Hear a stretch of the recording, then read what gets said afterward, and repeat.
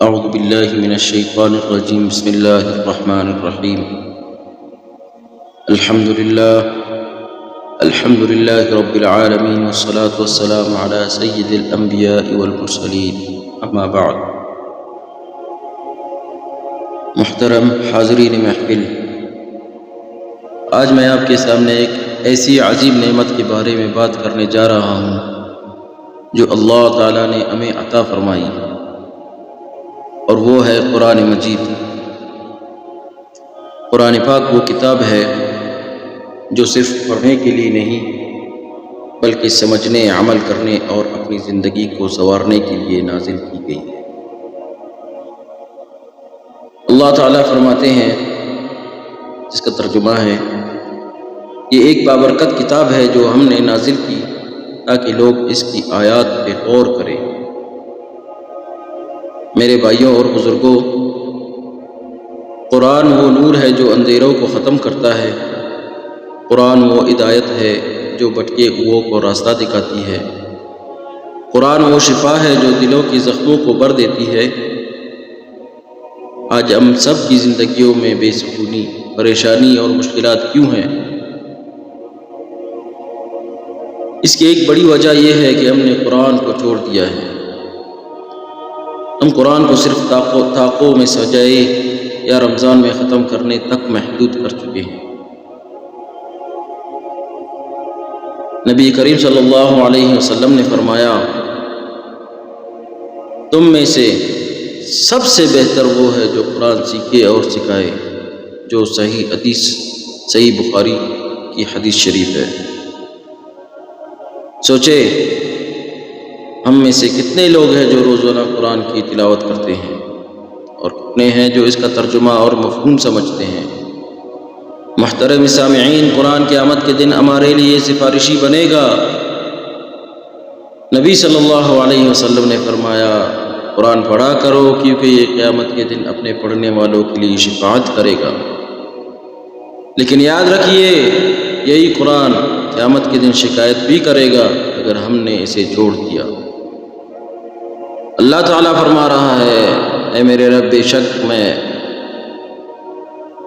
بے شک میری قوم نے اس قرآن کو چھوڑ دیا تھا۔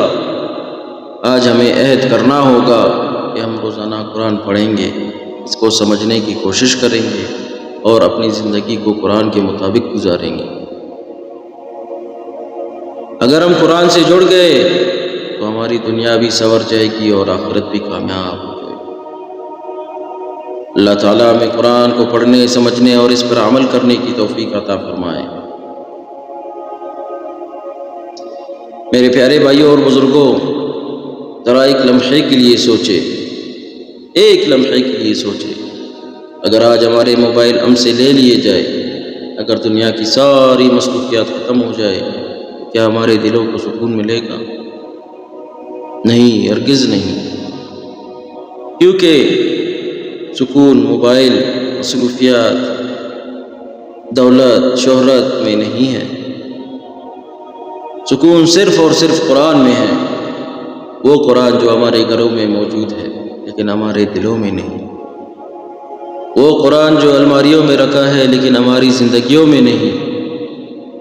میرے بھائیوں، یہ وہی قرآن ہے جو اندھیری راتوں میں روشنی بن جاتا ہے، جو ٹوٹے ہوئے دلوں کو جوڑ دیتا ہے، جو گناہوں میں ڈوبے انسان کو اللہ کے قریب کر دیتا ہے۔ اللہ تعالیٰ فرما رہا ہے، الا بذکر اللہ تطمئن القلوب، خبردار، اللہ کے ذکر سے ہی دلوں کو سکون ملتا ہے، اور قرآن اللہ کا سب سے بڑا ذکر ہے۔ لیکن افسوس، صد افسوس، ہم نے قرآن کو صرف رمضان تک محدود کر دیا۔ ہم نے اسے صرف ثواب کے لیے پڑھا، ہدایت کے لیے نہیں۔ نبی کریم صلی اللہ علیہ وسلم قیامت کے دن شکایت کریں گے، یا رب، میری قوم نے اس قرآن کو چھوڑ دیا تھا۔